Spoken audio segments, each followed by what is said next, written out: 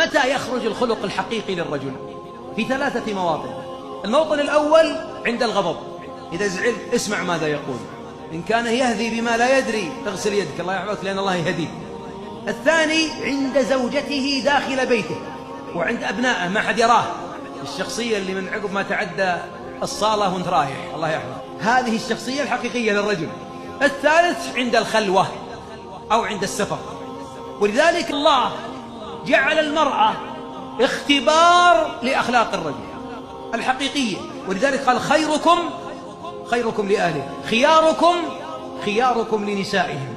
ومن هنا عندما اشتكى بعض النساء في عهد الرسول أن الرجال يضربونهن، ماذا قال الحبيب؟ لقد طاف بآل محمد نساء يشتكين أزواجهن ما أولئك بخياركم. إذا ماذا نقول في حالنا الآن؟